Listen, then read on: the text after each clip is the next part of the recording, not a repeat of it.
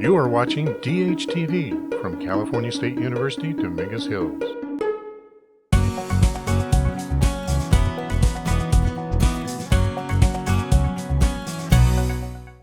On behalf of all my colleagues, I want to welcome you to this, in our 6-year series of future forums conducted with our partners at Cal State University, Dominguez Hills. We've been hosting these for 6 years now because they help advance that mission and vision. We provide these programs to help decision makers like you understand the evolution and disruptions impacting not only our legacy industries here in Los Angeles County, like entertainment, aerospace, healthcare, but also our emerging industries, esports and gaming, cybersecurity, space commercialization, and this morning, cannabis. We see the growth of all these industries as having the power to advance our mission and vision, not only for our regional economy, which is already a nation-sized economy. LA County is a $700 billion economy powered by 10 million enterprising neighbors of ours here in Los Angeles County. But we also do this work because we want to benefit the lives of those 10 million neighbors of ours, make sure they have the opportunity to participate in this vibrant regional economy and build wealth for themselves, their families, and their communities. The cannabis industry in particular holds the potential to help create economic opportunity and wealth for historically marginalized populations across Los Angeles County. It is admittedly an industry with a complicated and somewhat checkered history and an as yet largely untapped future. But it has the potential to bring significant economic growth to communities that were targeted during its prohibition. Until November 2012, no states in the US had legalized recreational use. Today, at least 17 states have. There's newfound optimism today. New pathways are being paved for industry reform and growth. The cannabis industry is currently valued at approximately $60 billion, and pardon the pun, growing like a weed. But significant questions remain around the appropriate public policy to support and regulate its growth. So our LADC events team, along with our partners at California State University, Dominguez Hills, have assembled a great program for you this morning featuring an impressive array of cannabis industry leaders to talk about these realities. They'll share their experiences with the industry. They'll explore lessons learned from early legalization in other states. They'll discuss the unique challenges that the cannabis industry faces here in Southern California. So they're who you came to see, not me. But I want to introduce my partner because he makes all this possible for you to experience. His name is Dr. Thomas Parham. He's the president of California State University at Dominguez Hills. He is also a transformational leader in higher education. He's elevating the student experience at California State University, Dominguez Hills. That university is an extraordinary partner of the LAEDC. He serves on our executive committee. That entire university is committed to preparing the leaders we need for the future of our economy and the future of our society. It's a really welcoming and extraordinary learner community of faculty, staff, and students who will be the future leaders of every industry here in Los Angeles County. So we couldn't have a better partner in bringing these future forums to you all. Let me invite up to the stage for his own welcome remarks, the 11th president of Cal State Dominguez Hills, Dr. Thomas A. Parham.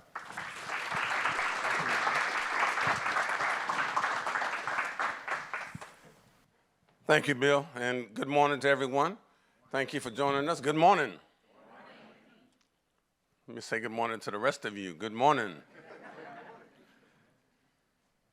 I am Dr. Thomas Parham, the president of California State University, Dominguez Hills, one of 23 campuses in the California State University system, which, by the way, happens to be the largest system of public higher education in all of America. So we pride ourselves on taking a backseat to nobody. And I'm honored to be here today with this latest LAEDC Future Forum. Now, I'd like to begin by thanking my colleague Bill Allen and the entire LAEDC team for having these informative sessions and for bringing together such an impactful list of panelists today. And in each of the previous forums I think that we've held, our task is not simply to present a program so that we check off the list and said, we did another program. Our task, my friends, is to help define and frame the discourse on issues of consequence that impact both the economic, viability and prosperity of this entire region. This is one of those issues that is going to do that. So I'm proud that Cal State University Dominguez Hills continues to be a presenting sponsor for highlighting the challenges and opportunities facing the South Bay industry and the greater Los Angeles region itself, because these forums provide a welcome and necessary glimpse into the economic and social futures of the community. Now, often the focus of these forums is on what have we done, Bill? Healthcare and innovations there. We've done emergency technology, scientific innovations and advances, and they're driving really both the LA region and the South Bay economy, from IT to aerospace. But today's forum is on a decidedly more down-to-earth topic, in this case, the cannabis industry. So the title of today's forum, The Future of Cannabis Growing from the Ground Up, sounds very appropriate because it helps to frame the rise of the industry that frankly did not exist in its current form just a few decades ago.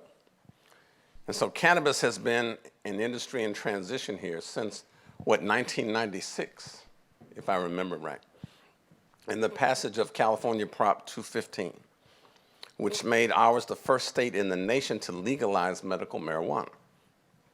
And it's really kicked into high gear since 2016 in the last 6 years, when voters passed Proposition 64, which legalized recreational cannabis in the state. So in just a few short years, the entire cannabis industry has just blossomed into a multi-billion-dollar, right, concern whose impact is being felt in every corner of this state, every corner.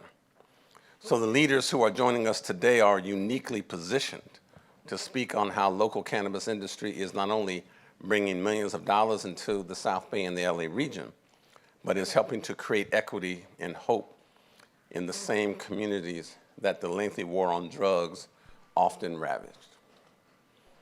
Now, while still in its infancy in many ways, I think the cannabis industry is hitting its stride in popularity and rapid growth across the country. In 2020 alone, sales in America increased by not 10, 20, 30, 40, 50, but 67% from the previous year. And in 2021, support for legal recreational cannabis hit an all-time high of 68%. So the industry is currently valued at approximately $61 billion, that's billion with a B, dollars. Yet even as its economic impact becomes clear, there are lots of questions, my friends, that still remain about policy issues and implementation, community benefit, and growth strategies. So the Future Forum will explore lessons learned from early legalization in the states like Colorado and Washington, unique challenges that face the industry right here in Southern California, and how reform and progressive economics impact can bring forth a new era for the cannabis industry in this entire LA County region. That's what we're here to talk about this morning. So our featured speaker today, Chris Ball of Ball Family Farms, has seen the transformation of cannabis business from back alley street sales to licensed retail industry firsthand. Former professional football player turned cannabis entrepreneur, he'll talk about the transformation as well as how Los Angeles social equity programs have helped him expand the business while providing opportunity to traditionally underserved community. It's about trying to give back and make a difference for those. I'm reminded in that space of the great Algerian psychiatrist Frantz Fanon, who tells us that each generation out of relative obscurity must reach out and seek to fulfill its legacy or betray it. But there are a lot of ways in which, right, that legacy can be fulfilled, and particularly the transformation that just 2 or 3 decades ago would have, I think, merited a title of betraying a legacy around drug use, that now has an opportunity to literally flip the script, literally flip it into helping to fulfill a legacy. That's pretty important. So we're going to talk about that today. So appreciate that. So this forum, I think, is going to explore all those lessons learned, and we thank Chris and others for being here. Now later, our panelists will continue the discussion touching on how California cannabis industry is working to increase economic equality through the state's unique equity and inclusion division of the Department of Cannabis Control. And so we'll also hear about the enormous economic impact that the burgeoning cannabis industry is having in Southern California and how it'll be one of the leading factors helping to lead the area in a post-COVID economic recovery. So for this particular industry is more than just growing and selling. This industry is now one of the leading drivers of marketing, communications, design, and technological innovations, which we're glad to hear about. So the exciting development in this industry is literally transformational. And the workforce transformation in LA County alone over the next few decades, and this California State University Dominguez Hills plans to be in the forefront of scholarship on the area. In fact, I'm proud to say that California State University Dominguez Hills is home to the Mervyn Dimely Institute. And it's the African American Political and Economic Institute named after Merv Dimely. And they're already hard at work, I think, in that direction. In 2020, our Dimely Institute received a $1.8 million grant from the Bureau of Cannabis Control to conduct research on the industry and in the South Bay. And so under the leadership of our director there, Dr. Anthony Samad, and the Dimely Institute, they've been examining inequalities in cannabis market participation in the region, as well as conducting comprehensive economic impact analysis on recreational cannabis use in terms of job creation, revenue, and tax generation in other markets. In fact, one of our panelists today you'll hear from, one of our superstar faculty, our own Jennifer Broadman, is one of the key scholars from our Economic Institute working on the Dimely Institute's projects. And so we're delighted to that. So our industry is dedicated to the success of our students and our community, and by working forward-thinking, innovative businesses like these represented here today, my friends, we will be able to continue to position our graduates for success and provide local industry with the talent and creativity that they need to grow and thrive. So thank you once again to the LAEDC for hosting this. We are proud to be the presenting sponsor. And I'll now turn the stage back over to Bill to introduce our first featured speaker of the morning. Bill, the floor is yours, and thank you all very much for joining us. Thank you, Dr. Parham. Our students and our region are so fortunate to have an extraordinary visionary leader like Dr. Thomas Parham to lead this institution and be partners with us in growing this regional economy. And as he said, we're very excited to have all of our speakers and panelists here today. Particularly excited about our first keynote speaker because we love great entrepreneurial stories at the LAEDC, and Chris Ball has a great entrepreneurial story. He's an accomplished entrepreneur, an innovative cultivator, the founder of Ball Family Farms, the first social equity licensed, vertically integrated cannabis facility in Los Angeles. A Southern California native, Chris began selling cannabis as a teen to help put his way through junior college, where he played football before going on to play at UC Berkeley and eventually in the Canadian Football League. While in Canada, he discovered the cultivation side of cannabis and began a self-taught education in botany, leading to the acquisition of a 5,000 square foot cultivation warehouse in the San Fernando Valley. Unfortunately, he was charged with conspiracy to distribute marijuana and spent some time in jail. After that, he was very surprised to learn that he could obtain a license to grow and manufacture cannabis products from the city of LA through its commercial cannabis social equity program. Chris and his family have since grown their now legal business significantly, cultivating successful commercial strains and now operating out of a 40,000 square foot facility here in LA and employing dozens of folks, mostly people of color. Please welcome a real LA business success story, the founder of Ball Family Farms, Chris Ball.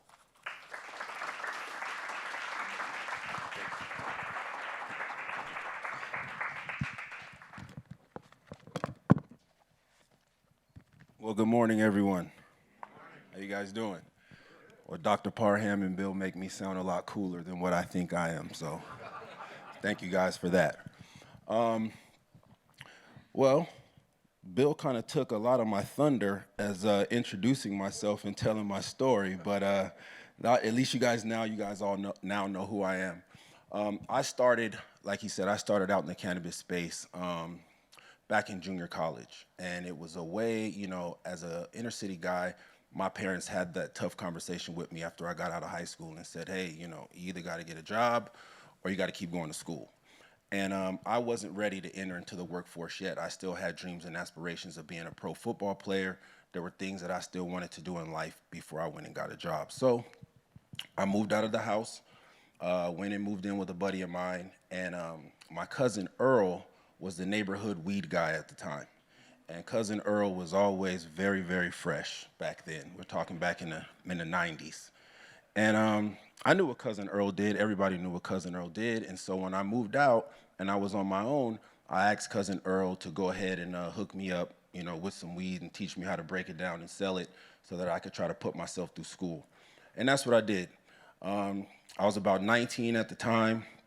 I was going to Mount San Antonio Junior College out there in Walnut, California. And this was the way that I sold weed out of my backpack for the next 2 years. And that's how I put gas in my car. That's how I bought my books. That's how I paid my tuition until I eventually received my full athletic scholarship to go play football at the University of California, Berkeley.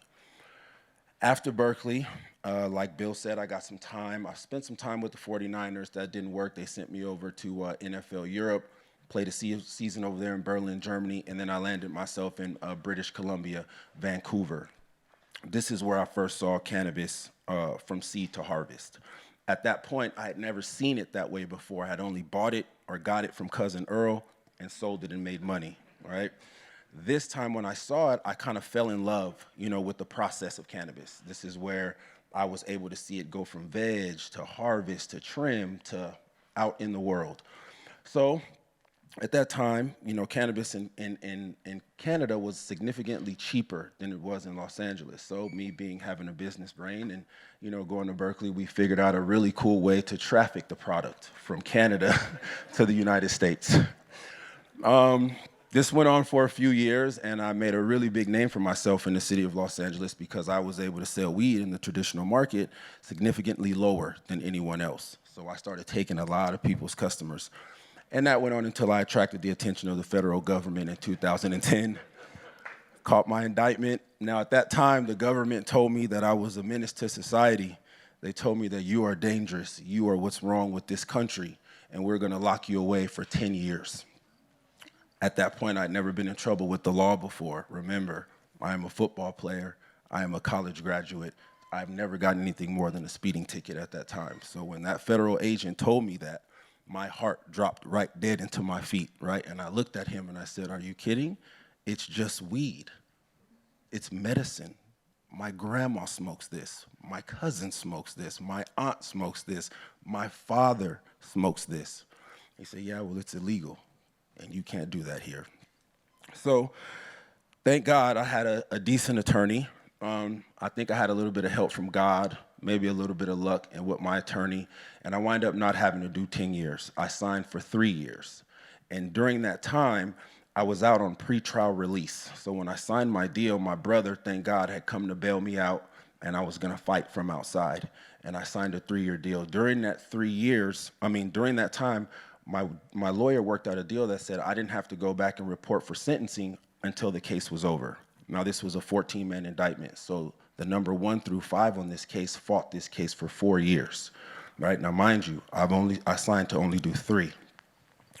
In that 4 years, I kept a job. I was a 32-year-old man. I went back and got a job. I worked at Abercrombie & Fitch folding T-shirts with 19-year-olds, right? Very humiliating. I am a college graduate from Berkeley, for Christ's sakes, and I'm working in a mall. For those 2 years I worked there, then I was headhunted by Nike. Nike gave me a job out in Las Vegas, so I packed up my stuff, I moved to Las Vegas and ran the NFL department for them. After the 2 years was up at Nike, it was time, the case was over. Time for Chris to go back and report for sentencing to do his 3 years of prison time for selling weed. I walked into the courtroom, looked at the judge, my attorney looked at the judge and said, listen, this man has not gotten in 1 ounce of trouble in the past 4 years. He's had a job, he's rehabilitated, he's paid his taxes for 4 years. There's no reason to put him back in prison. The judge agreed. Okay, so the judge looked at me and gave me time served. I was free to go. I left, gave my mom a hug, went back to Las Vegas. A month later, I quit. I quit my job at Nike, right? Came back to Los Angeles and bought a 14 light illegal grow. Now, do not ask me why I did this, okay? At that time, I decided that corporate America just wasn't for me. I was working for 2 really prestigious companies, especially with Nike. I'm an ex-football player. You would think that I had it made, right? That I got a second chance at life, but I just wasn't happy. The weed was calling me back, right? So my mom was upset, my brothers were upset, my entire family was very, very upset with me. How could you do this? When I left that court date, the judge told me, Chris, you are free to go, but if you get in 1 ounce of trouble regarding cannabis, you will go back to prison for 3 years. We won't even discuss it. Don't even come into my courtroom. Just go right to your cell. And I did it anyway, right? So I went back.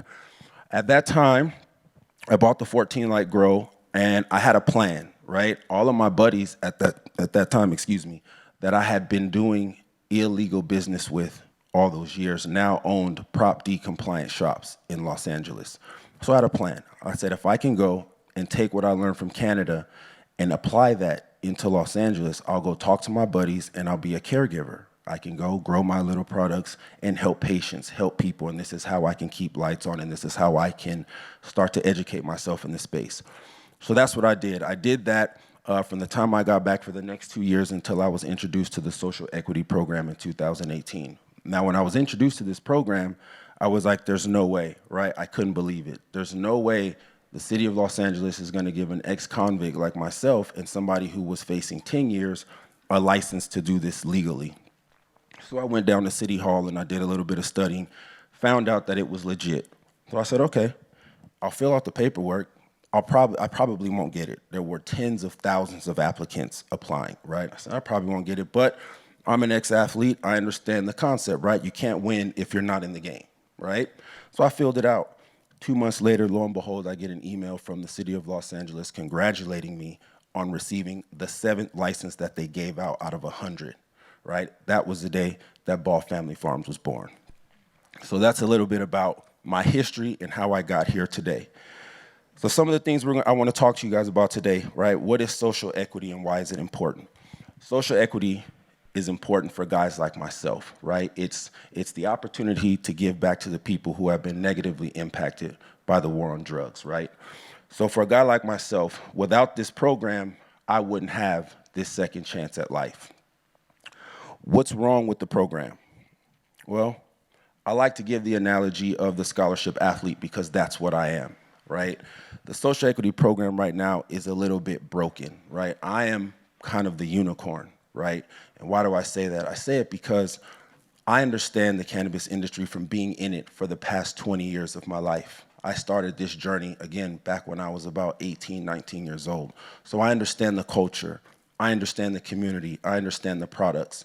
I wasn't indicted by the feds because I didn't know what I was doing. I was indicted by the feds because I was making millions of dollars doing something that they couldn't put a tax on, right? So for a person like myself, I'm having this success in this space because I do get it. I understand what the consumer wants. I understand what it needs, right? But I had a little bit of extra resources based off of my prior experience and legacy experience, if you guys can kind of catch my drift. So with the program today, the scholarship athlete, when I left to go to college, had Berkeley not given me a place to live, had they not given me financial aid, had they not given me a tutor, someone to kind of teach me, about my classes at a higher education level, someone to show me around campus, someone to give me priority registration because I had to go to practice. I couldn't stand in the long registration lines with 20,000 students because I had to be on the field at practice.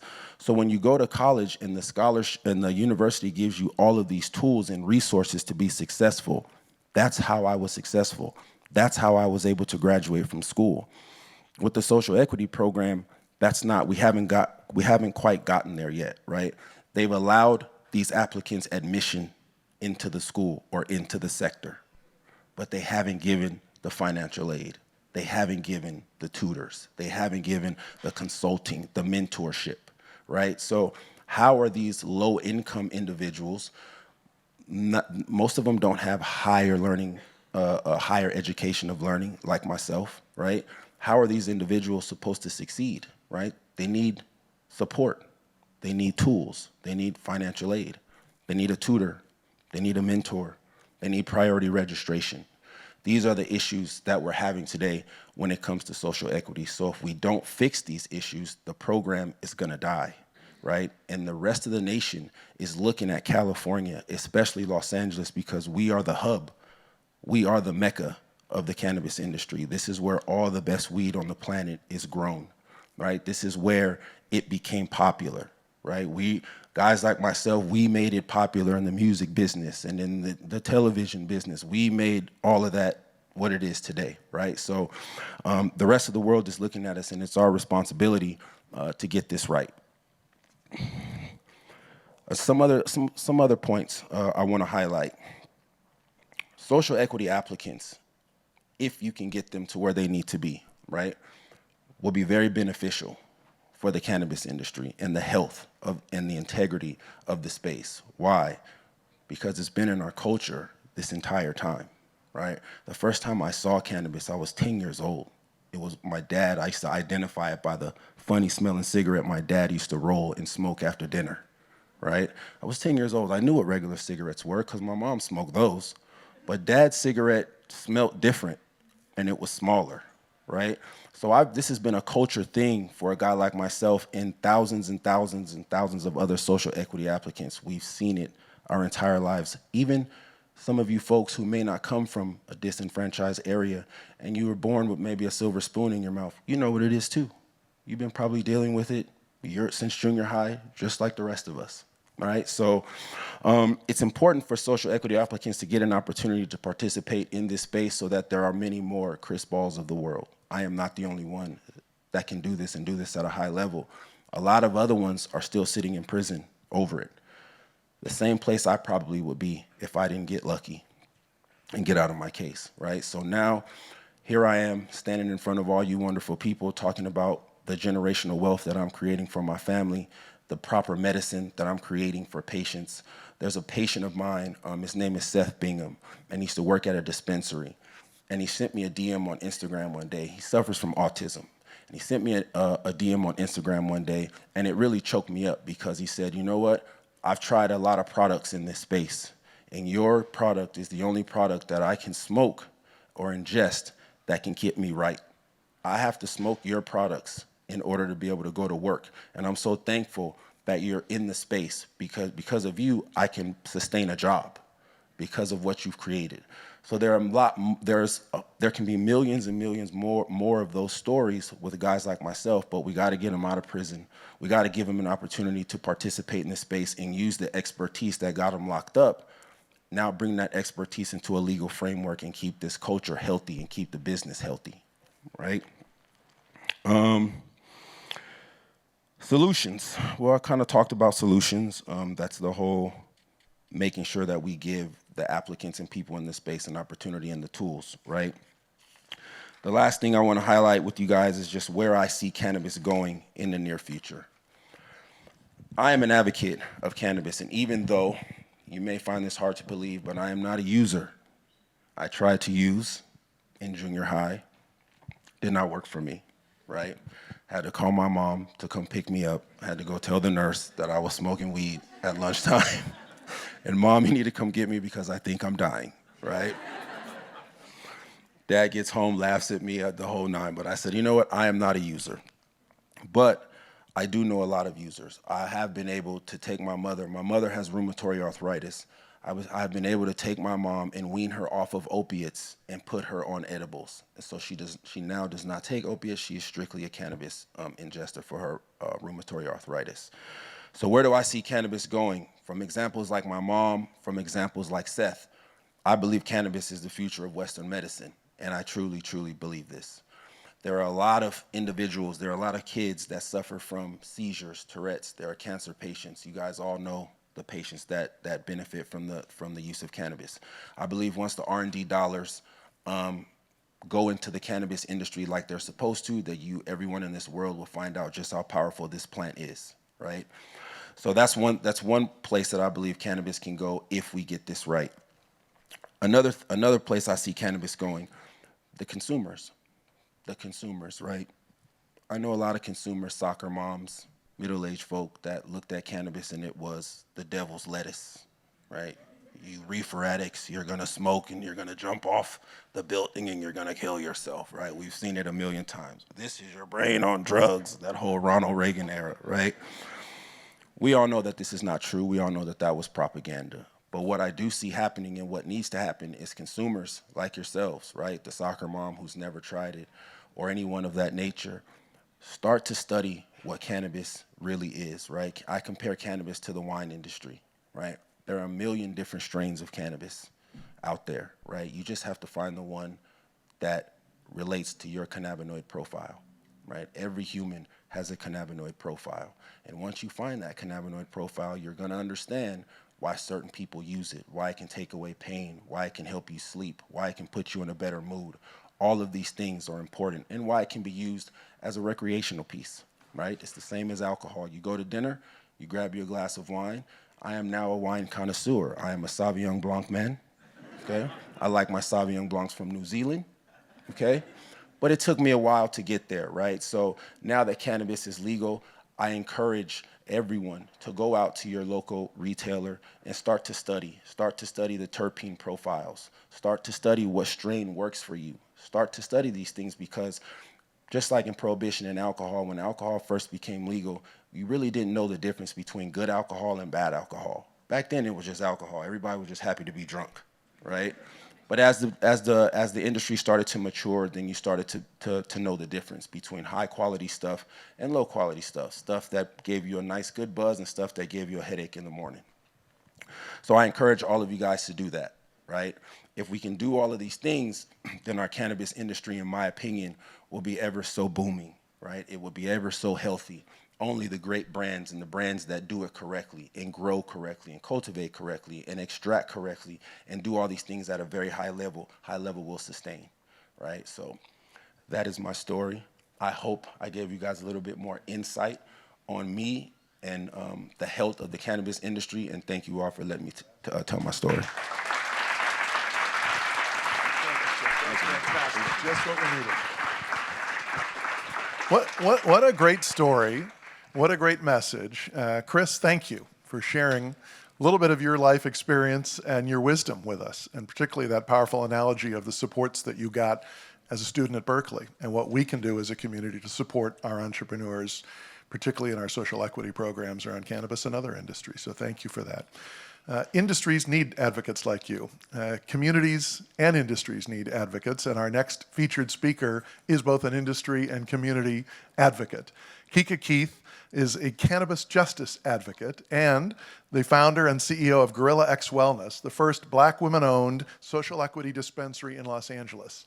Kika is a nationally recognized momtrepreneur, an activist with 25 years experience building high-growth businesses and community organizations that operate at the intersection of social justice and cannabis.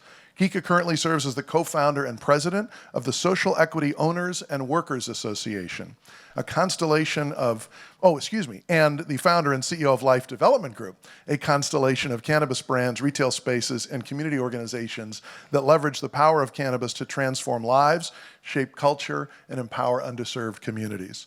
Her advocacy has proven instrumental to securing groundbreaking, widely celebrated cannabis policies and programs, including the settlement with the City of Los Angeles for an additional 100 of the city's cannabis licenses to be designated for entrepreneurs from communities disproportionately impacted by the war on drugs. Please welcome Kika Keith.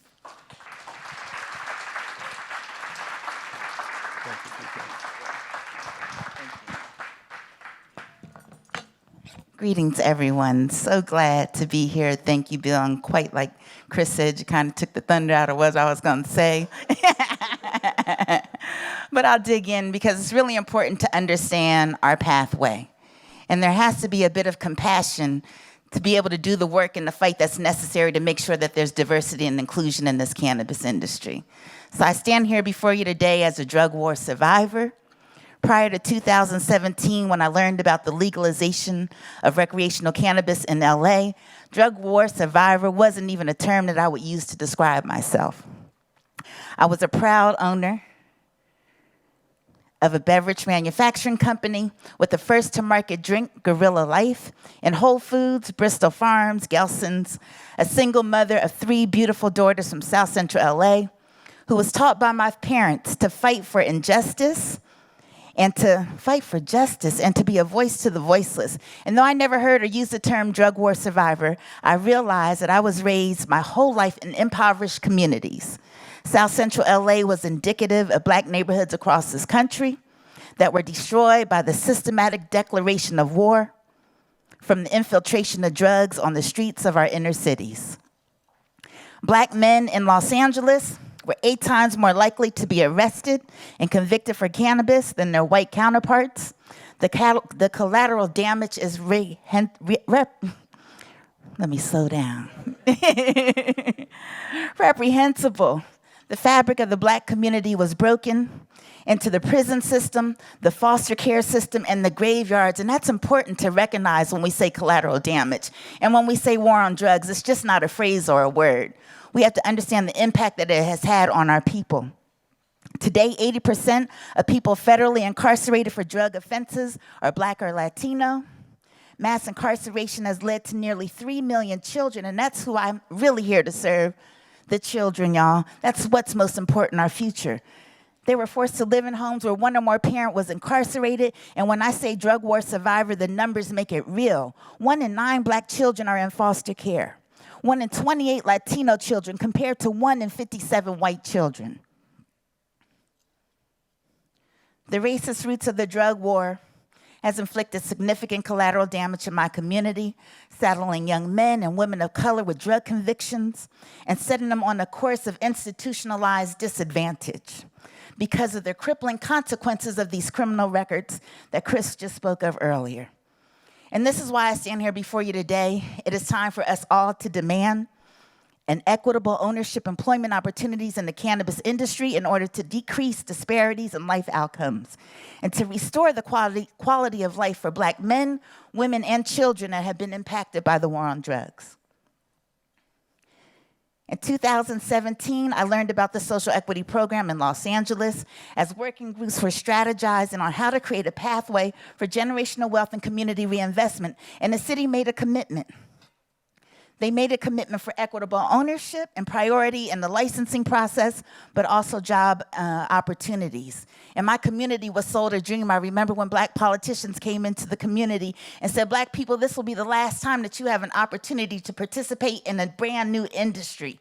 And we took that to heart. I know mothers and daughters who sold their grandparents' inherited home to participate in this industry.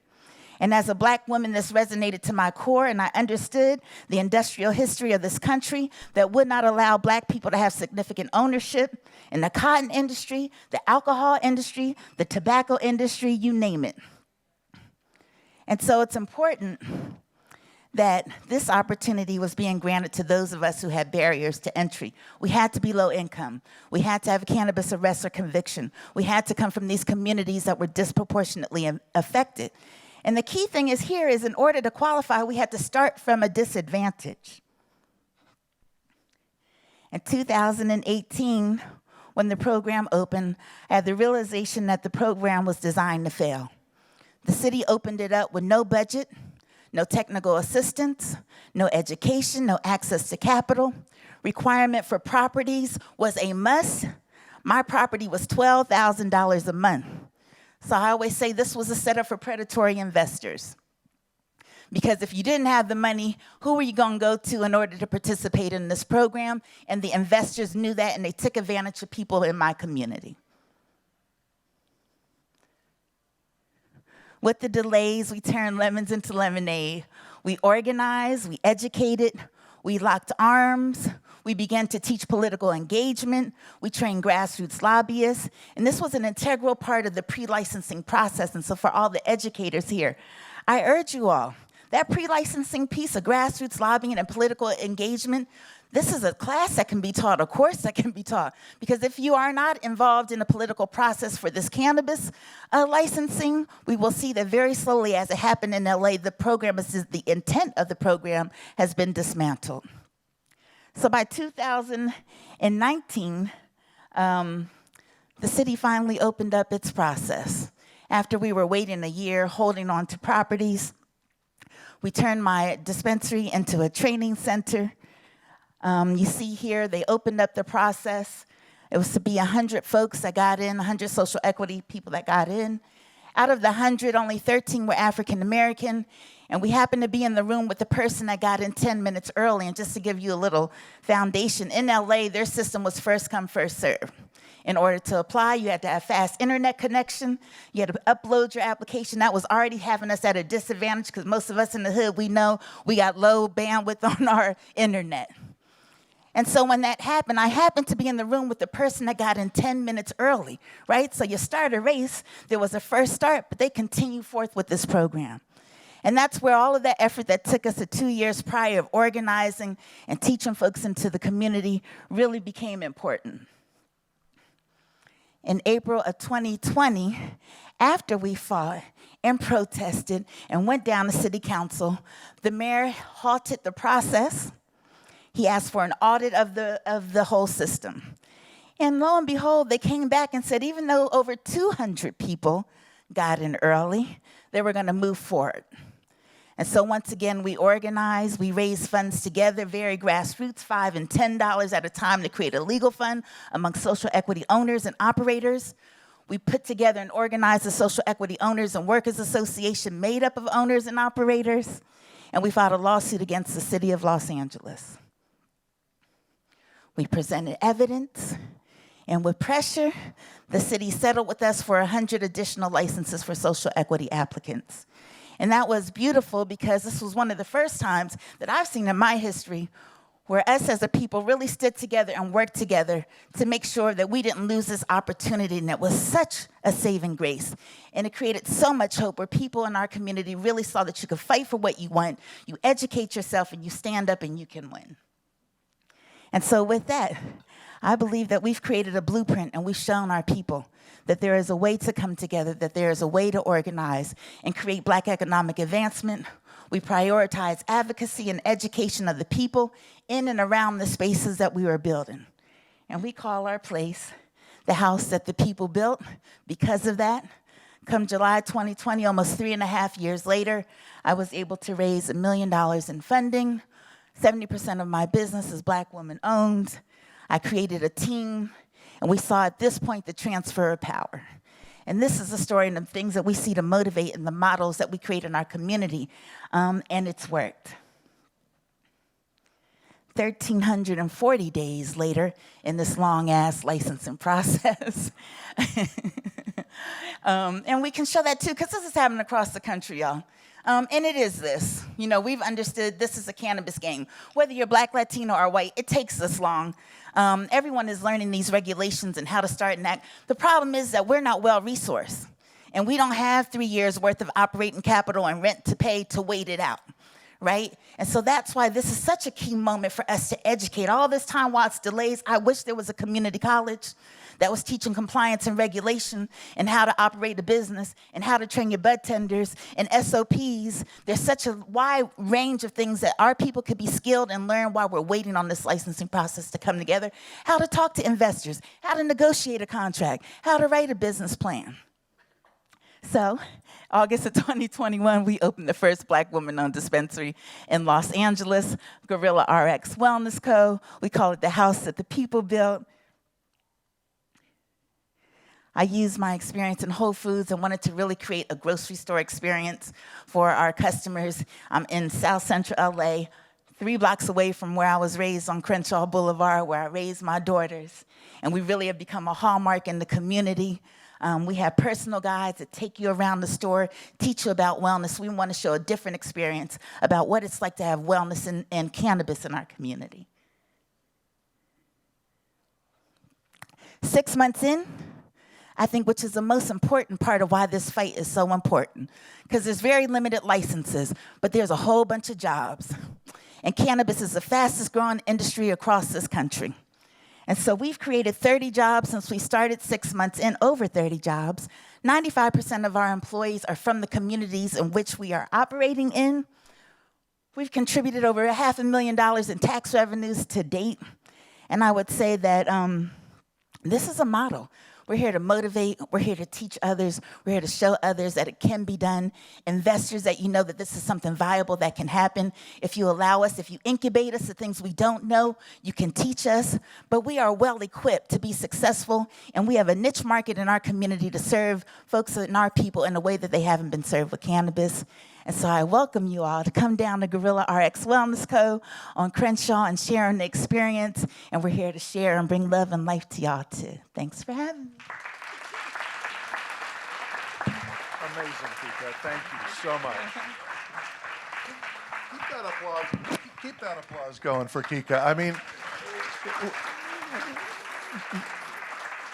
these two folks are not only extraordinary entrepreneurs, but they are industry leaders. They are building an industry for the future, and they are creating opportunity for our neighbors across this county. Kika mentioned the lack of digital equity in our communities. The LADC formed the LA Digital Equity Action League to deal with that.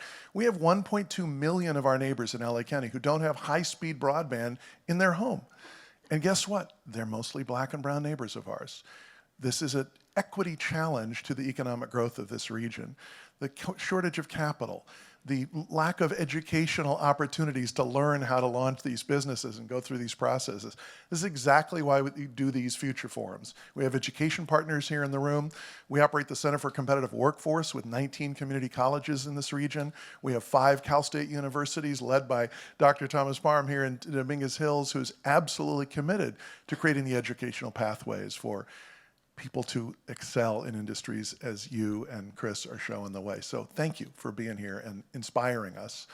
We now want to turn to a panel of experts that will include Chris and Kika, but I want to first introduce the moderator for that panel and then get into a serious discussion of what are the opportunities ahead, what are the challenges for us, what can government be doing, what can education be doing, what can industry be doing, what can sources of capital be doing to help nurture the growth of this industry of enormous potential here in our region. And I hope all of you here today will join in the online conversation at LADC on Twitter and Facebook. Use the hashtag LADC Future Forum and share what you're thinking about what you've heard this morning. Help us tell this story so that more folks can become champions and advocates and allies and ambassadors for this industry and for the economic future of our regional economy.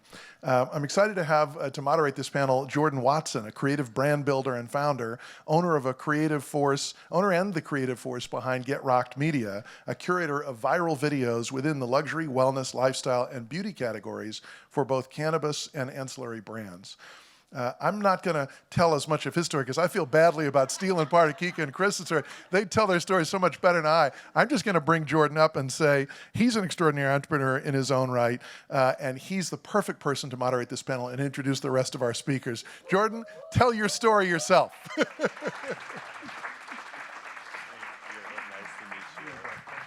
Thank you, Bill. I appreciate it.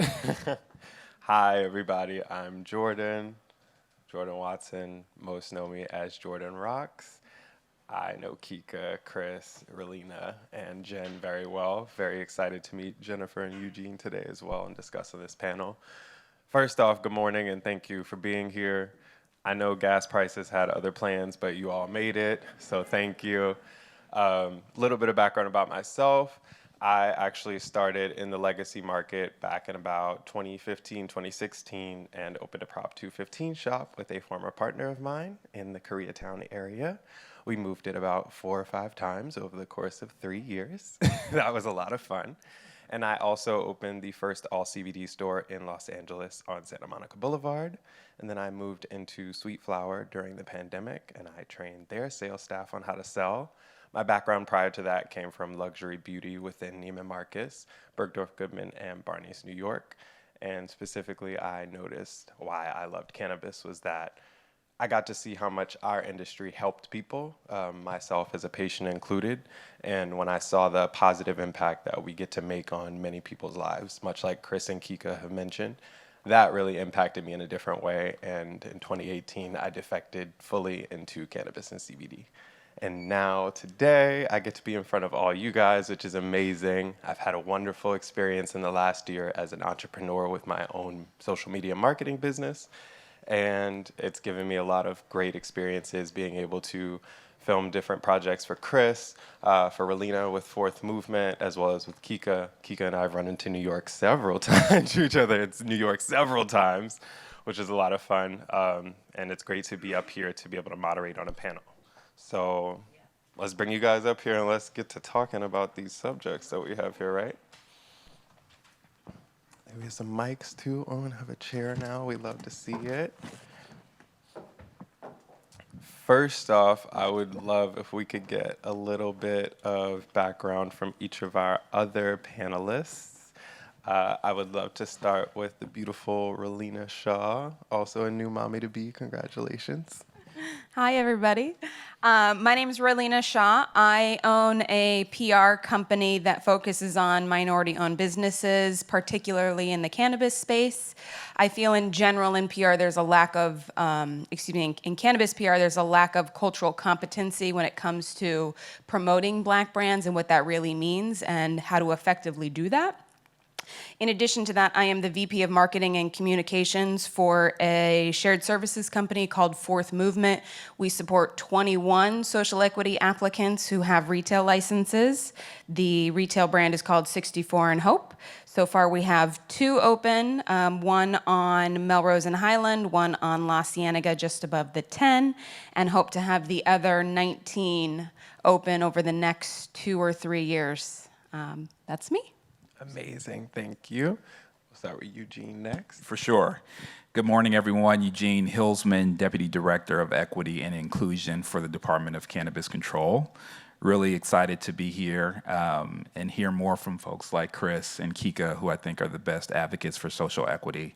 So maybe my comments are going to be a little bit more limited than I expected, just given the power and I think the clarity that they can provide in some of the stories that they've been able to share in their experience. So before starting at the Department of Cannabis Control, I was the Deputy Director for the San Francisco Office of Cannabis. Finished a doctoral program on the East Coast where I was a lapsed historian, I guess. But my dissertation was really about criminal justice policy and cannabis policy in the late 60s through the mid-90s. So really came to this work being interested and committed to understanding criminal justice reform, drug policy reform, and cannabis policy specifically, and really excited to continue the conversation today. Amazing, thank you. We're gonna start with Jen from NABIS. Hey, my name is Jen Saw. I'm from NABIS. I'm the Director of Marketing and Partnerships. NABIS is pretty much an agnostic cannabis wholesale platform. We provide a plethora of services from analytics, logistics services, financing, and marketplace. And we're here to help democratize the cannabis industry, and we work with over 150 brands, cultivators, and manufacturers in the space. And finally, our professor, Jennifer. Hello, I'm Dr. Jennifer Broadman. I'm a finance professor at Cal State Dominguez Hills. I'm also a faculty researcher with the South Bay Economic Institute, and I'm working with my colleagues to examine the cannabis market and policy and licensure in South Bay, Los Angeles, along with collaboration between the South Bay Economics Institute, led by the Mervyn M. Dimely Institute. You were good with that one. I like that. Thank you. We're gonna have a one-on-one afterwards. I like that. Alrighty, here's your cast. Tune in weeknights for our new TV show. So let's go ahead and let's get cracking with what we're here for today. All right, guys, you ready? Absolutely. Alrighty. So specifically, the cannabis industry does have a very dark past, which we are familiar with, specifically impacting communities of color. So one strategy to address those wrongs of the past was implemented in jurisdictions throughout the state that has been the development of social equity programs, also known as SEPs for short, so that we don't have to use all those words today. All right, guys? Now, what SEPs have demonstrated success in the state of California, and what has made them more successful than some others? Let's start with Eugene. For sure, happy to take that question. I think one of the things that we're starting to see now, especially with the number of models across not only the state of California, but also the nation, are really around prioritizing a number of things. One is really business ownership. I think that Kika mentioned specifically some of the challenges associated with predatory practices. So really building in technical assistance, whether it's pro bono legal assistance or access to other business services that can really help support entrepreneurs as they're starting to get kind of permits in this space, right? I think that's a really critical component. And as programs have developed, I think regulators have acknowledged that that's a really key part of the process. So one is technical assistance. The second is really financial assistance, right? Given the challenge of capital, given the limitations of federal illegality, right? And thinking about the number of banks who've been reluctant to enter this space, thinking about the opportunity to raise money from social venture capital and friends and family, I do think the government has a very particular role in providing capital to entrepreneurs as they're starting to get started in this space. And so that financial assistance is really a key piece of the puzzle. And I think being really aggressive about the resources that are available for business owners is going to be a part of the process moving forward. So those are two things that I would say: technical assistance, financial assistance. And then I think also one of the things that I'm really excited about are innovative practices that are starting to emerge, not only across the country, but also in places like Oakland, in which local regulators were able to provide some state funding to allow cannabis business owners to purchase a building, right? Understanding the challenges associated with kind of operating a cannabis business and high rents, they were able to purchase the building and then allow equity business owners to actually operate in that space at low rent. So that's one of the things that we've seen, and I think the state has a responsibility as we see those examples to really share them, right? So that local jurisdictions, as they're starting cannabis programs, are aware of some of these opportunities and can actually implement them. All righty. Kika or Chris, would you like to weigh in on those? I feel like you guys would have a lot of insight for that particular question. I'll weigh in. I think we've worked at a deficit in California because it's all new. And so, though there were laws that were put in place that look good, there wasn't anything that guided the implementation, right? And so the challenges and the stories that you hear are about the flaws in the implementation. But now, several years in, as Eugene mentioned, Oakland has a great model. I think if we took bits and pieces, and I think New York is doing that right now, right? They're taking what were the good things that happened? What were the best practices? Oakland, they allowed you not to have a property before you applied. Could be a problem because then all the properties were eaten up by most investors, and then you still had to deal with predatory ownership. But at least you didn't have to have an outlay of cash at the beginning. San Francisco, great that they have oversight and monitoring of the agreements prior to you getting temporary approval. LA does not have that. And so you have folks that are currently in disputes with predatory investors, and they can't get out of it because the city did not set up metrics for oversight and monitoring of these applications and of the agreements. Long Beach, their first social equity applicant got a $300,000 grant, as opposed to the city of LA, where we only got a $33,000 grant. $300,000 is impactful, right? You're in a position of power that even if you need more money, you're able to negotiate with investors. And so I think if we start really looking, what other thing that needs to happen, there was a blue ribbon commission that the lieutenant governor, now Governor Newsom, had that looked at cannabis, and we're trying to figure out how do we set up programming. Well, that dissolved. There needs to be oversight, and there needs to be a community group where people are listening to the actual social equity applicants. They're actually listening to the community members to say, how can we improve? There's millions of dollars of grant money available over these years, but nobody is talking to us to say, we are the people that it's affecting. What do you need? And I think when that happens, then we'll be able to see these local jurisdictions and the state be able to implement better programming. Can I add one quick point? I think something else that at least can be improved as people are rolling this out is bring in to the department people who understand cannabis and understand cannabis business, right? So some of the things that make it difficult here in Los Angeles are that you have to get permits for things, but the people who are giving the permits or coming out to inspect your property don't understand how cannabis is grown, for example. Like I know Chris has mentioned in the past, they've had an AC unit go out. You have to get a permit to even replace that. Then you get in line to have somebody to come out, and while it's taking them a few days, your entire crop is dead. So now you've lost $150,000 because the city's permitting process doesn't understand that you need to send someone out right now to make sure that those changes can happen. So if you're bringing in, piecemealing it like Kika was saying, right? Find the right pieces from the different programs that are working. Let's put those together. And then let's make sure there are people in the department who, one, understand cannabis, and two, understand cannabis business, because they are incredibly different. There are so many nuances and things that you really have to be paying attention to in order to roll out a program that is going to be effective long term and provide the resources that people actually need to be competitive in the space.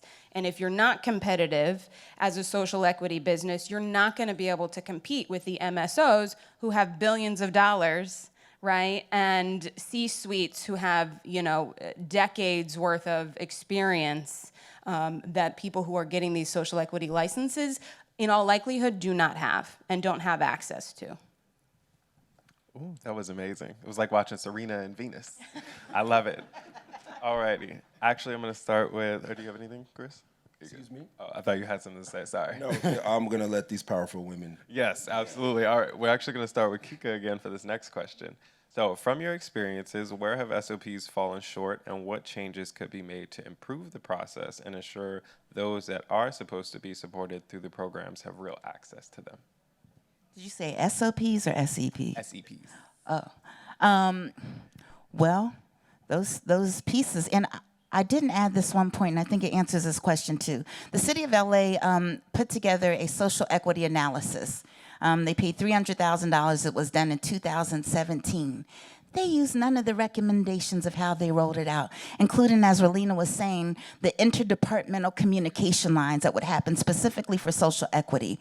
I mean, that report is thorough, including community reinvestment, workforce development, all of those things were in there, the methodologies that should be used, the projected budget, fee waivers, which we still have not had.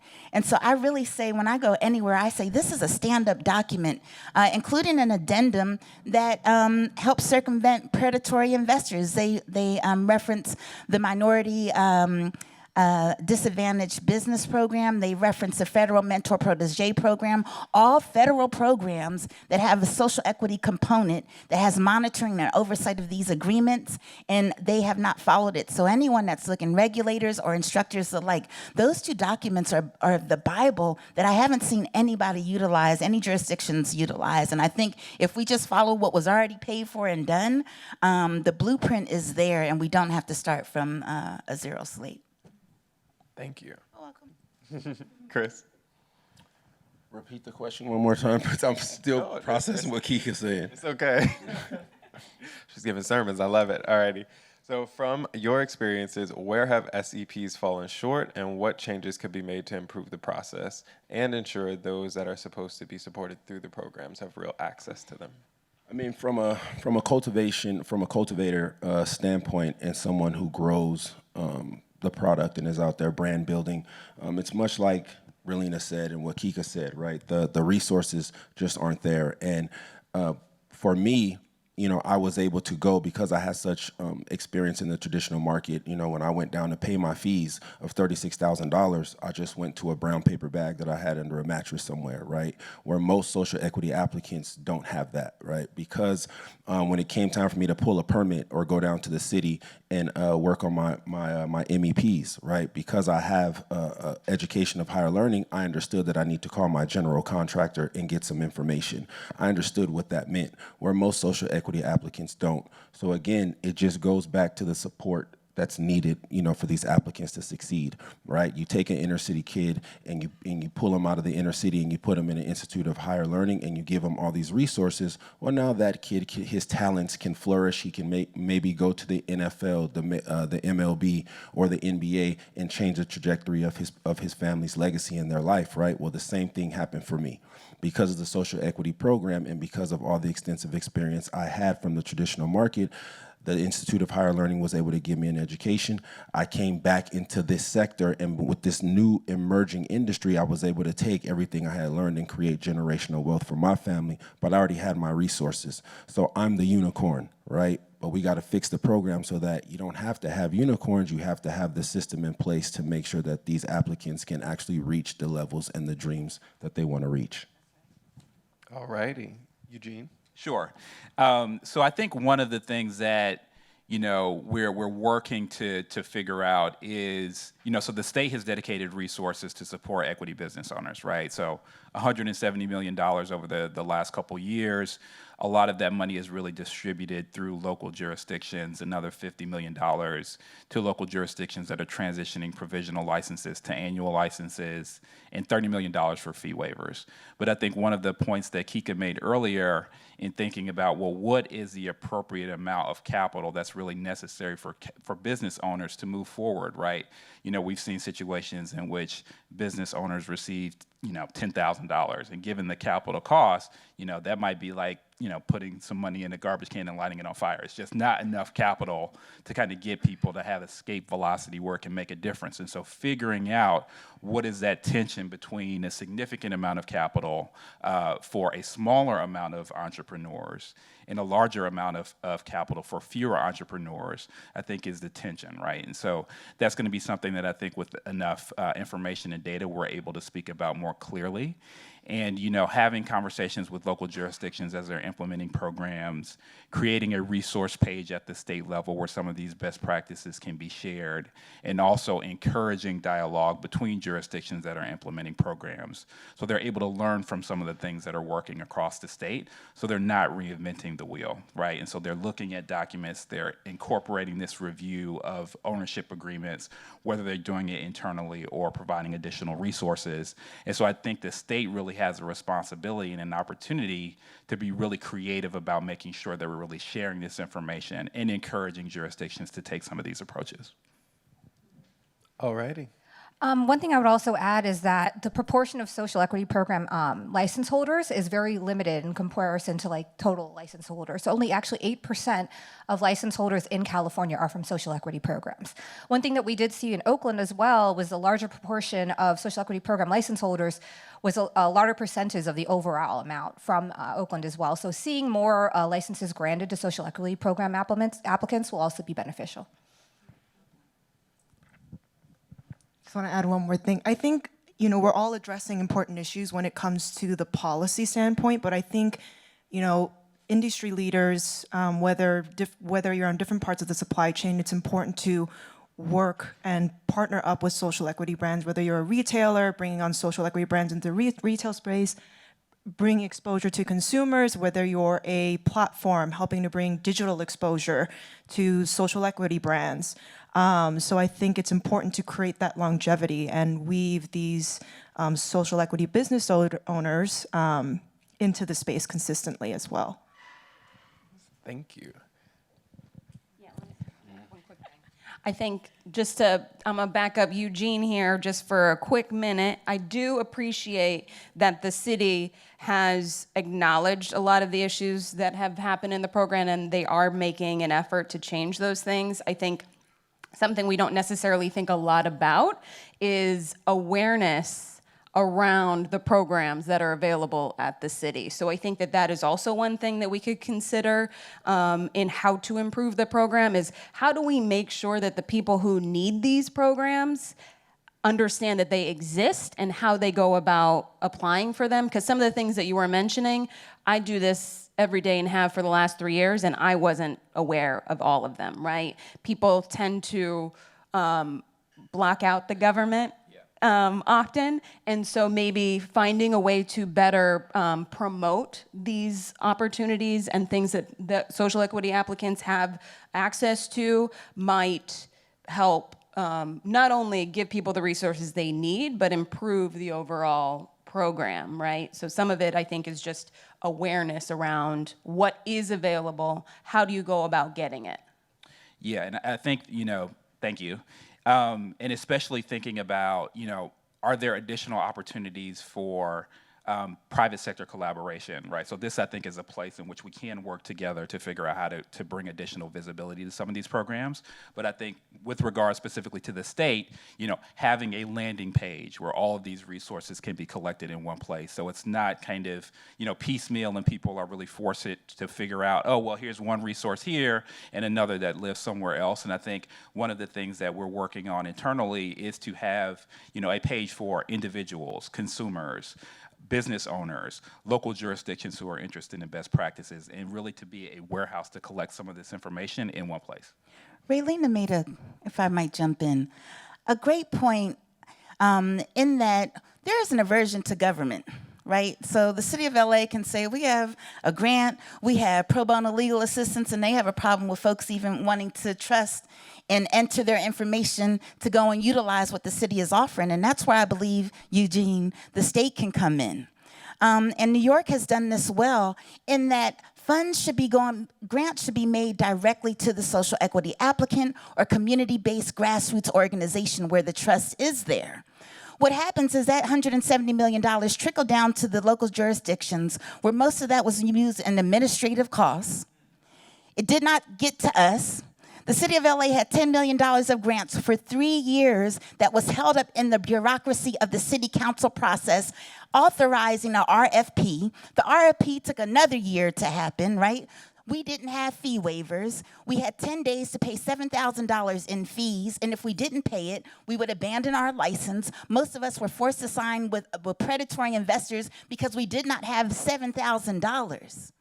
Right? And so I think the state can do an even better job of looking at whether it's the legislative side or the DCC in creating a way that some of those grant funds, those millions of dollars, and there is currently a surplus at the state of California, where there's funds available directly to community-based organizations to give these educational and technical assistance services, as well as grants directly to the social equity applicants so that we get that money in time. Let me add one more thing to this. All right. I feel like the city and the state is making this a lot more difficult than it has to be, right? I'm an ex-sports player, so I do a lot of sports comparisons and analogies, right? But with this whole process, with social equity being where it is, there are people like myself who have had success at it. There are people like Kika who have had success at it, right? There are groups like Fourth Movement who are having success at it. All the city and the state has to do is come talk to us. It's very simple. You don't have to do all of these different things, posting here on this side or that side. Why don't you just go get the people who are having success and have the voice in the ear of the community, partner with them, and let us tell you how to do this thing correctly. It's very simple. Why it's not happening, I don't know, but hopefully we can get there. I think this segues into our next question, and we're going to start with Kika.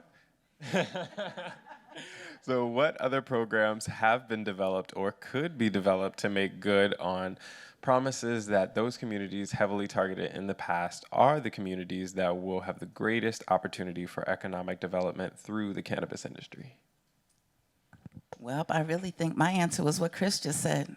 There is a simple solution. I think that's what's so disheartening, and why, as much as I would love to work in partnership and tandem with the local jurisdictions in the state, I have to always speak about these problems because it does feel as if it was designed to fail, because the solutions are so simple. I don't understand why at the early stages when the private sector and industry, the NABISs of the world, the Herbals of the world wanted to contribute funds to the social equity program, the city could not figure out a way. New York figured it out quick. How to create a fund with private funds. You know, why haven't they not tapped into the community colleges or the state colleges and said, listen, we need you to implement these programs. Instead of having 1 hour workshops, we can have a quarter worth of learning. You know, it could be a certificate program. It's very simple, and it's 5 years later, and the fact that we're still sitting here and saying it lets me know, and lets y'all should know. These multi-state operators, Relina said MSOs, for those of you who don't know what that means, the Curaleafs of the world, the Crescos of the world, they have the money for the lobbyists. And so although we're fighting and saying they go right behind because they're there every day on other issues, tobacco, alcohol, the like, and they are steadily dismantling this simple process to make sure that they have the larger part of the industry. And that is counter to what cannabis is about and the culture of cannabis. And there is something different, and that's why I believe that this is a universal appeal and a civil rights appeal and a human rights appeal. This is different than every other industry and different than every other commodity because it is built off the backs and the blood and the lives of Black and brown people to this day. And so I say that we take a different approach, and all of us need to get more proactive in talking to the mayor's office, talking to the council office, and say, we want to be involved.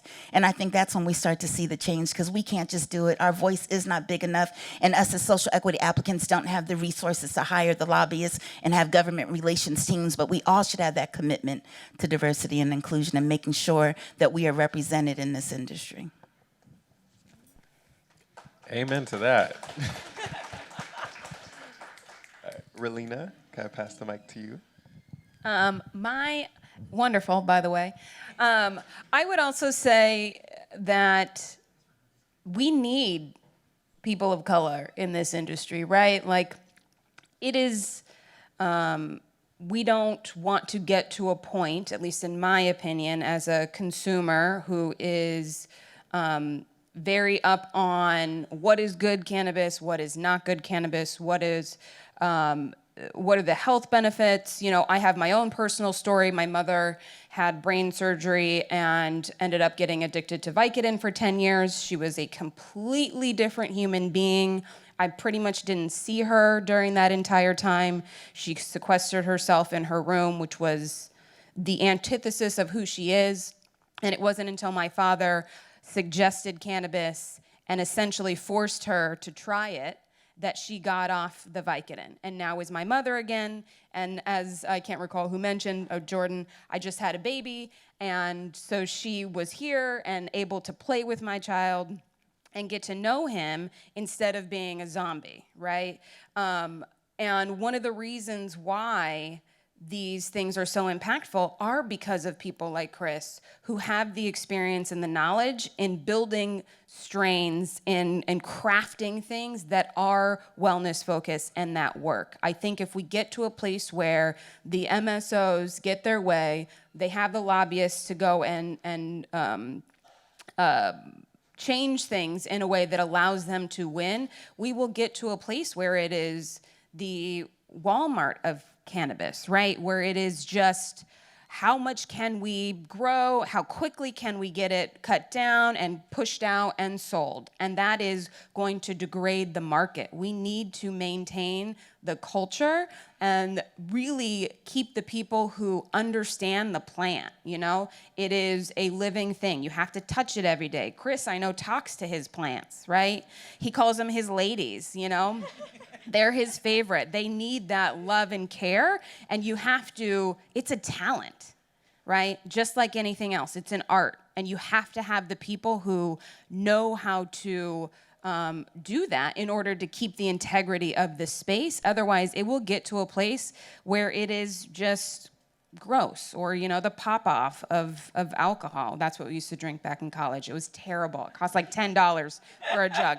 Horrible, right? But we want to make sure that we are keeping the integrity of the space, and one of the easiest ways to do that is to maintain the folks who have built it for generations. See, I'm from New Orleans, so I was thinking of a Taka vodka. Or Everclear.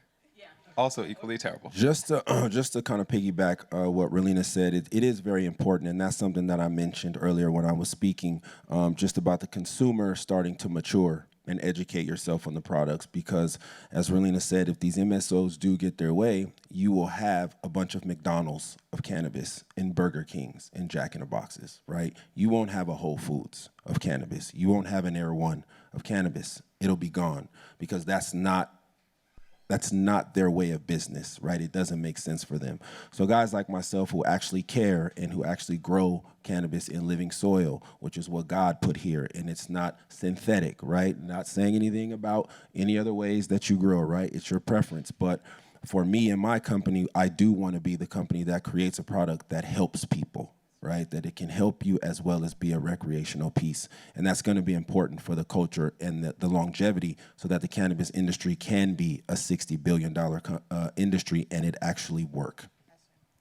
I mean, something that hasn't been carved out or tapped into is the medical side. I mean, during the pre-ICO days, we called the customers our patients. We had robust compassion programs. It was really easy to donate products to people in need that had low income and use this as medicine. And currently, the big push ever since legalization has been recreational use. Recreational use. It's for fun, it's for partying. And there's brands like Chris's where there are specific strains catered towards medical uses. Therefore, there is a lack of medical research that needs to be addressed as well. But there needs to be a serious sector or carve out for that medical side of this industry as well. I'd love to weigh in and just say I would personally love to see more programs like what Kika is working on with her educational program, specifically as someone who has opened several stores and trained several teams. The lack of basis training of knowledge for everything from operations as a bud tender to being a manager to a lot of people don't know you can't put a lot of that money in the bank and what it takes to move it and where you have to store it. I had my shop robbed 4 times in the middle of the night and raided by police. And then moving into the actual regulatory market and working with major brands and companies and stores and realizing the processes that it takes, there's no program out there that trains any of these people how to do that. And this is coming from someone who is training major retailers such as Barney's and Neiman Marcus for a living at 19 and being like, well, where is there a program to teach people how to be in this industry? Because they want to be in the industry. Because for a lot of people, this is their way out. Like you said, they said this is the first time you can get into this market and it's probably going to be the last. And how do we actually put in place to make sure that we get through that? Quick question, Jordan. Since you brought up workforce development, I'd love to hear a little bit more about what Kika has developed out, but also get the thoughts from other panelists of what is that technical assistance that you all need in the industry, that you see needed in the industry, and then what is going to be that workforce that needs to be trained up as we move forward? Sure. Well, one thing, and I'll specifically speak from the retail side, that I hadn't seen as, and we spoke of it earlier, the lack of even outreach and awareness. How do these folks who are in the legacy market transition if there is no pathway that's clear and practical? Workshops are not helping. There has to be a clear coaching through the process to experience people, very practical. And we were fortunate enough to have a fight against a dispensary that was moved right next door to us. And the community came out and boycotted for 5 weeks straight. They ended up moving their location. And it has been an empty dispensary that has been sitting there for the past 2 years, brand new. And so we're working towards taking the work that we did in our dispensary and just real practical application, because understanding compliance and regulation is daunting, but you need to know it. And so how do we create cliff notes for the regulations? But then how do we show you on the day-to-day how to actually operate? And so we're creating a model of a mock dispensary where folks will be certified on different POS systems, but each and every day they will actually work as a bud tender. Then they'll move up to manager. They can choose if they want to be an inventory manager. CEOs, there's folks that have this licensing opportunities and don't have a clue to be a CEO, and they're giving away their power. That's the purpose of the social equity program. It is written in the regulations that you're to be the CEO, but the investor will say, you don't know anything about operating a business and your power is taken away. And so our center that we're developing will just be to practically apply day to day how you are learning how to operate within a retail dispensary.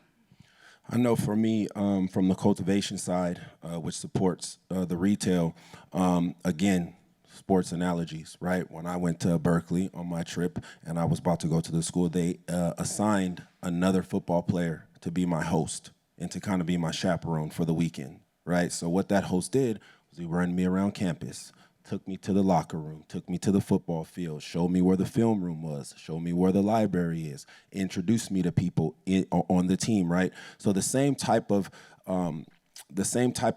process can be put in place for the social equity program, right? You take a Chris Ball and a Ball Family Farms, you bring a new social equity applicant who doesn't have the resources, and you say, Chris Ball, incubate this person.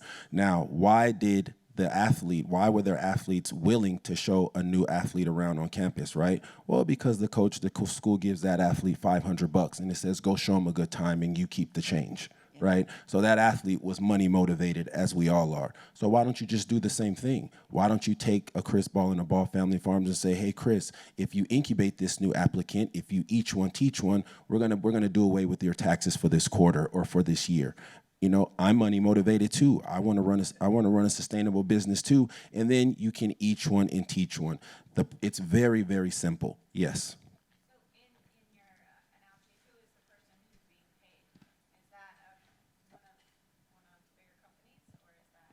that the person being paid would come from the state or the city, right? So the state or the city would pay me, right, to incubate the new social equity applicant who doesn't have the resources.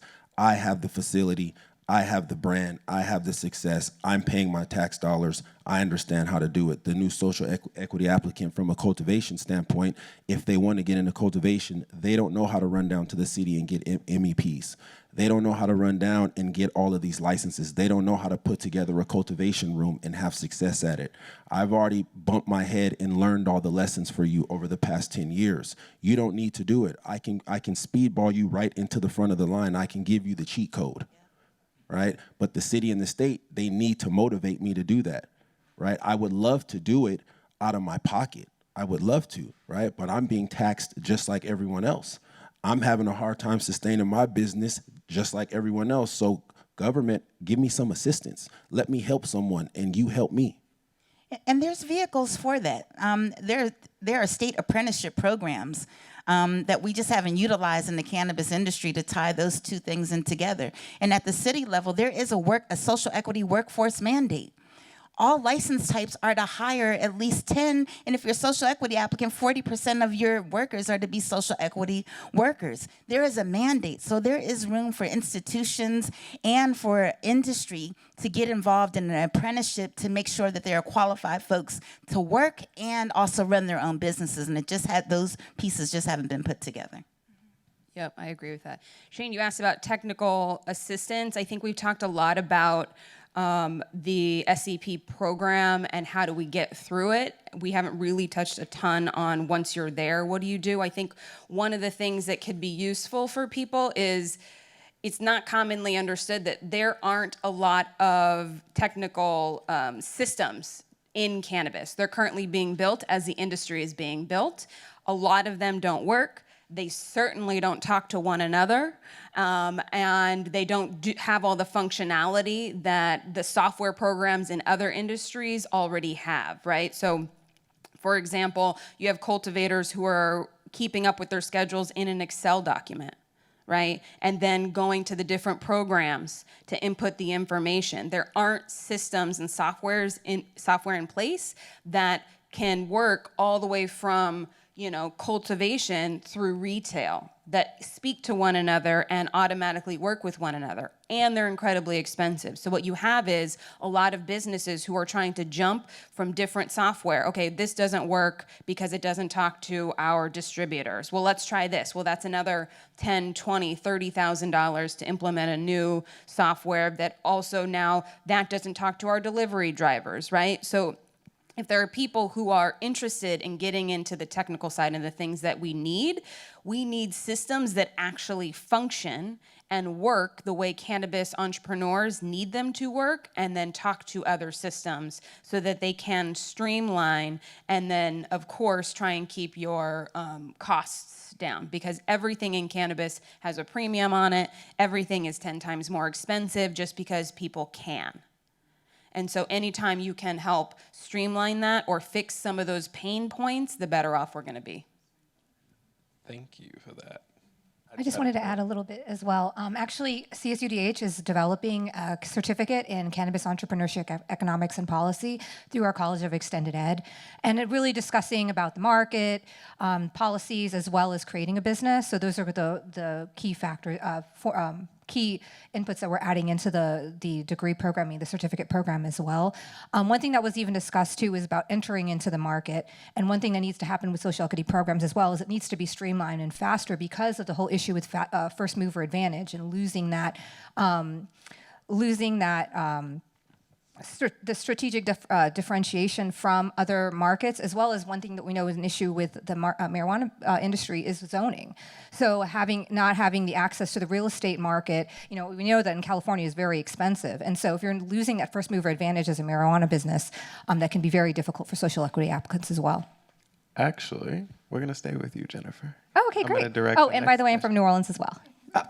Yeah. Yeah, we're going to have a lot of fun after this. Okay. Oh, yes, so sorry. Is the program at Dominguez Hills, is that focused on agriculture or on the business? Overall, a business in the industry. So it's more of a general certificate. But we would like agriculture.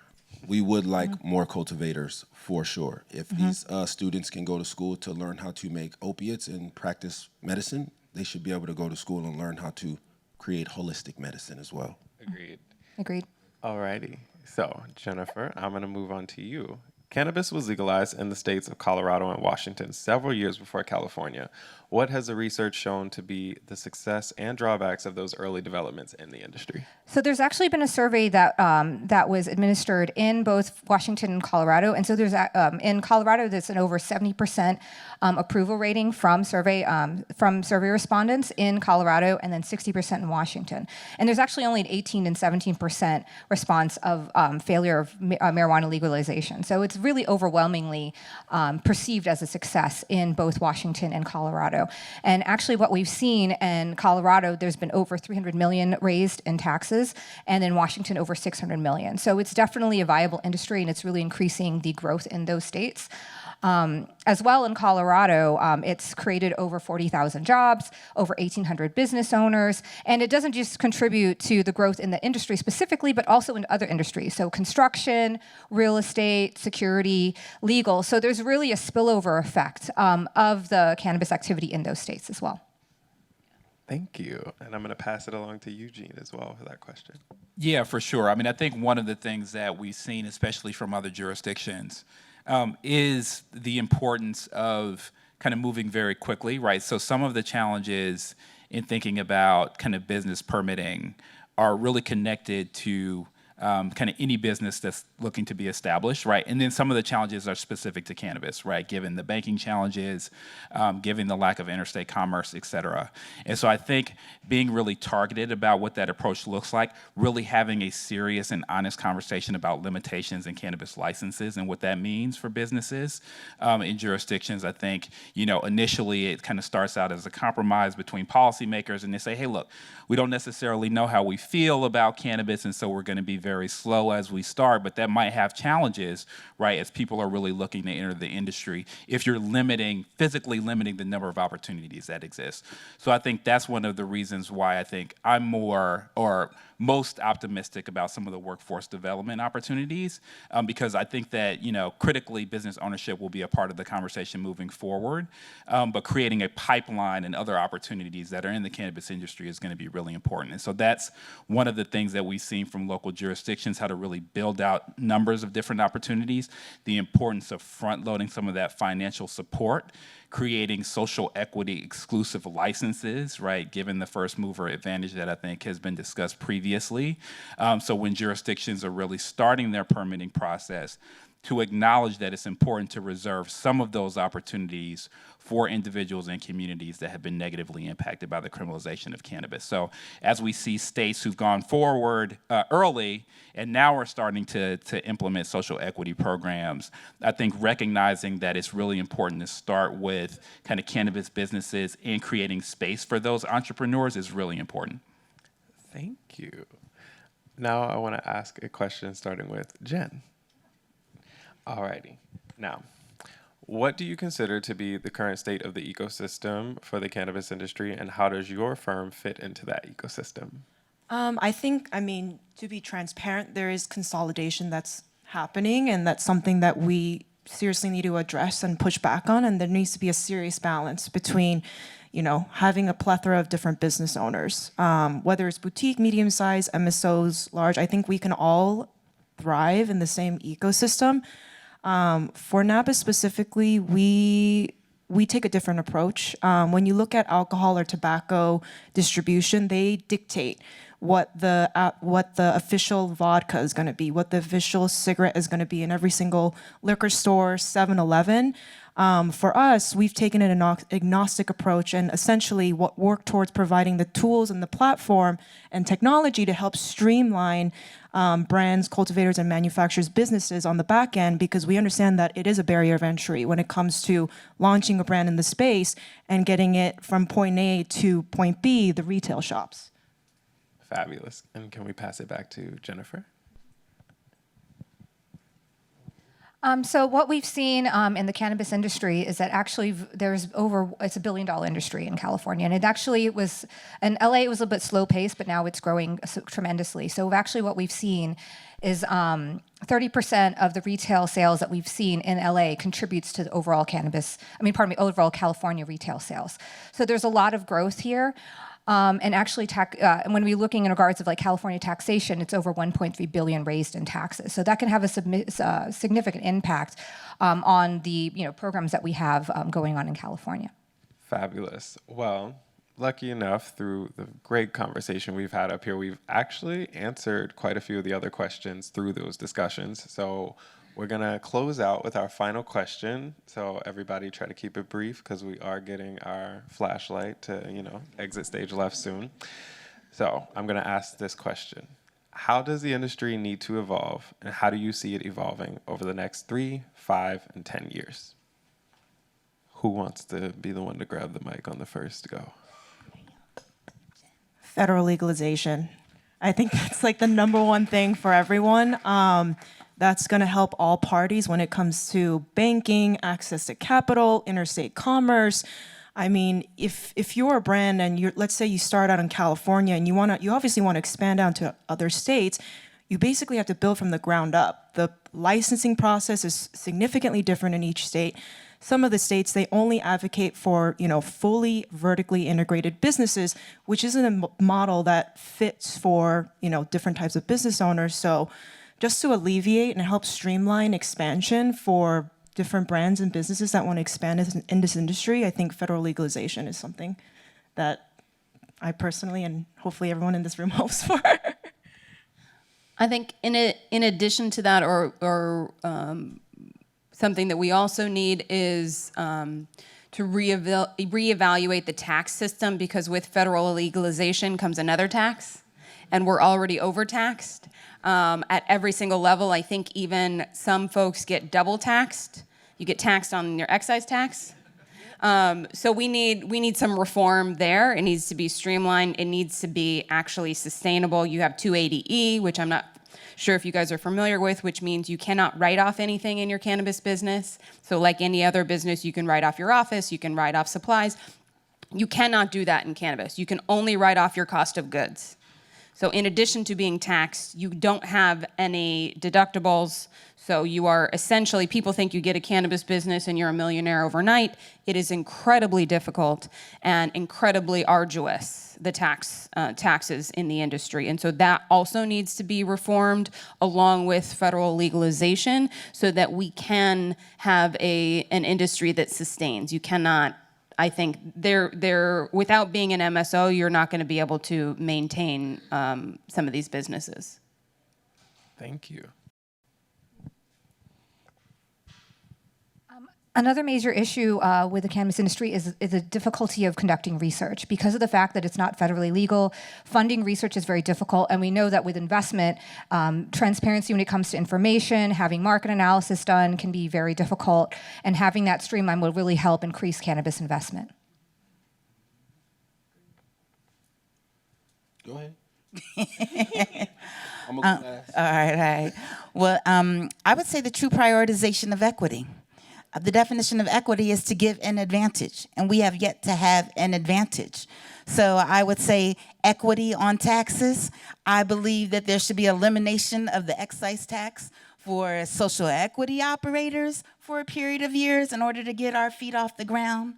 I believe there needs to be a supply chain diversity program like you see in every other industry, where there is a mandate or tax credits for these retailers and distributors to carry and pass through social equity brands.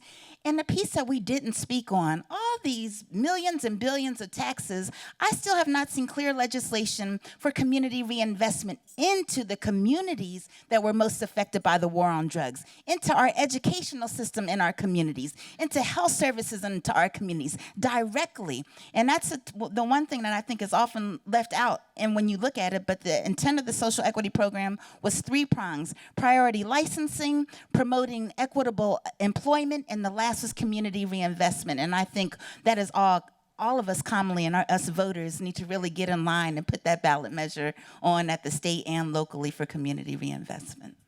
Amen. Yeah, so there have been a number of challenges mentioned here today. And I think one of the things that I'm really optimistic about, the governor's commitment, the state's commitment, the DCC's commitment to incremental progress, right? So it's not going to happen overnight. I think there'll be more cannabis businesses next year than there are today, and more the year after that. And so thinking about how can we create opportunities, how can we continue to create opportunities, how do we acknowledge some of the work that's already happening, the California Community Reinvestment Grant Program that gives away $40 million. I think being able to share how that money is distributed, what nonprofits are receiving that support, the state can do a better job of being clear about how those resources are being allocated.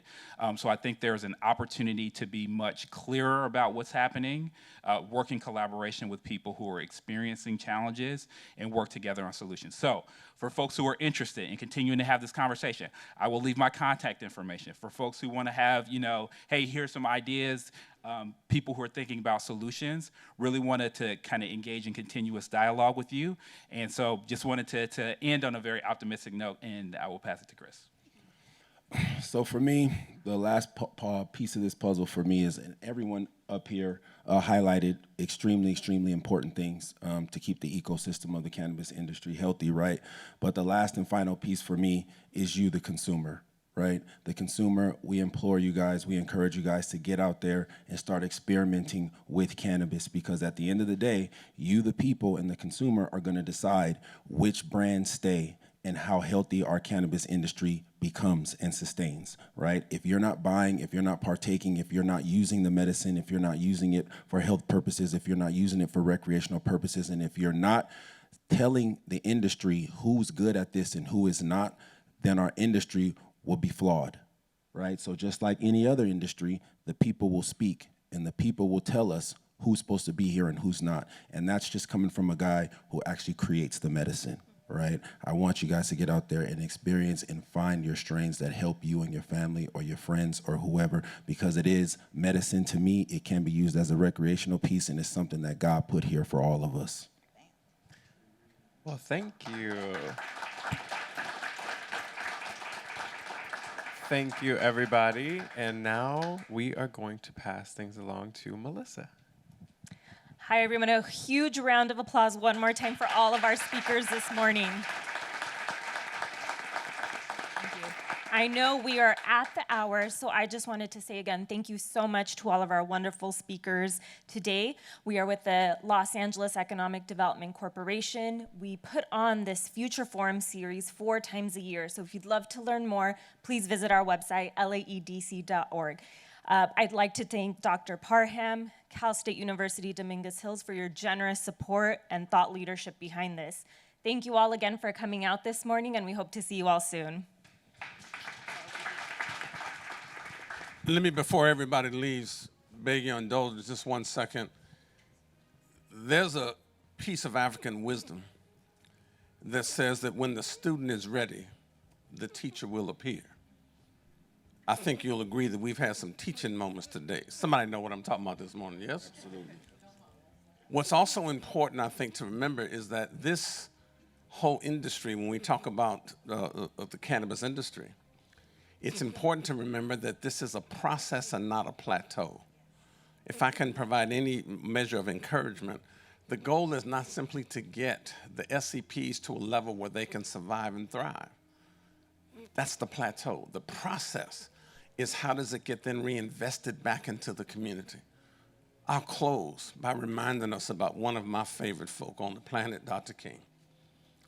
1962 is my memory. His oratory stylings gave a speech at Lincoln University. And he said, we have to be careful in talking about civilization versus culture, that the means by which we live cannot outpace the ends for which we live. Let me say that again. That the means by which we live cannot outpace the ends for which we live. So even as we seek regulation, even as we seek more state control, even as we think, more federal stuff, even as we get cities and municipalities to do better around the way they've been doing it, we cannot allow the means by which we live to outpace the ends for which we live, which is what our panelists have been very clear and articulate about.